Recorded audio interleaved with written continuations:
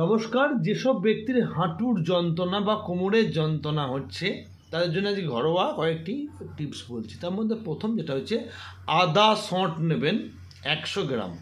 আদা সঁট যাকে dry ginger বলে, এটি অনলাইনে পেয়ে যাবেন বা যে কোনো আয়ুর্বেদিক দোকানে বা দর্শকর্মার দোকানে পেয়ে যাবেন। আদা সঁট নেবেন 50 গ্রাম থেকে 100 গ্রাম। আর হলুদ নেবেন, কাঁচা হলুদ শুকিয়ে নিতে পারেন, গোটা হলুদ নিতে পারে 50 থেকে 100 গ্রাম। আর 100 গ্রাম নেবেন মেথি, রান্নায় যে মেথি ব্যবহার হয় সেই মেথি, আর রান্নায় যে হলুদ ব্যবহার হয় সেই হলুদ। এগুলো সম পরিমাণে নিয়ে গুঁড়ো করে একটি কাঁচের পাত্রে রেখে দেবেন। রোজ সকালবেলায় খালি পেটে 1 গ্লাস গরম জলের সঙ্গে এই যে 3টে জিনিস গুঁড়ো করে একটা পাত্রে রেখেছেন মিশিয়ে নেবেন। ওখান থেকে 3 গ্রাম থেকে 4 গ্রাম পাউডার জলের সঙ্গে মিশিয়ে ওই জলটি যদি কন্টিনিউ পান করেন 2 থেকে 3 মাস মধ্যে আপনাদের হাঁটুর ব্যথা, কোমরের ব্যথা, ঘাড়ের ব্যথা, যেখানেই যন্ত্রণা হয়, জয়েন্টে পেন, সেটা কমে যাবে। এটা করতে পারেন। অথবা দ্বিতীয় যেটা বলছি সেটাও করতে পারেন, সেটা হচ্ছে ফ্ল্যাক্সিড, যাকে বাংলায় তিসি বলা হয়, হিন্দিতে বলা হয় আলসি। এই ফ্ল্যাক্সিড কিনে নেবেন বাজার থেকে 250 গ্রাম মতন, হালকা ভেজে নেবেন, দিয়ে গুঁড়ো করে নেবেন। রোজ সকালে এই ফ্ল্যাক্সিডের গুঁড়ো 3 গ্রাম অর্থাৎ 1 চা চামচ খেয়ে জল খাবেন। আর কালা গঁদ, যাকে গঁদ সিয়া বলা হয়, GOND, গঁদ মানে হচ্ছে আঠা, আর সিয়া মানে হচ্ছে কালো বা কালো আঠা। এই গঁদ সিয়া বা কালা গঁদ দুটো নামই পরিচিত। এটি আপনি অনলাইনে ফ্লিপকার্ট বা অ্যামাজনে পেয়ে যাবেন, অথবা আয়ুর্বেদিক দোকানে পেয়ে যাবেন।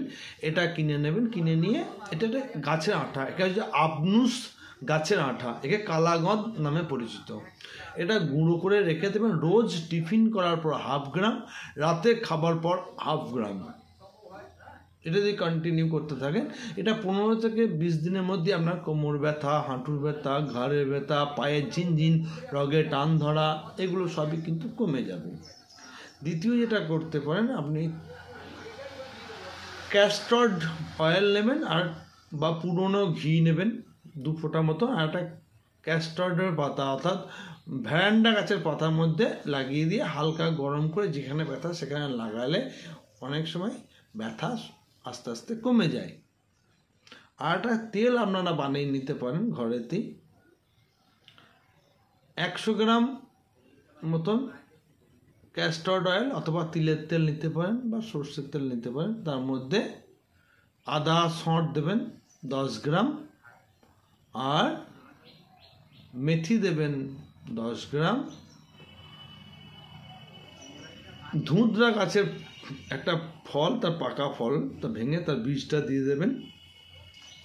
4 থেকে 5টা রসুন থেঁতো করে ওই তেলের মধ্যে দিয়ে তেলটাকে আস্তে আস্তে গরম করবেন।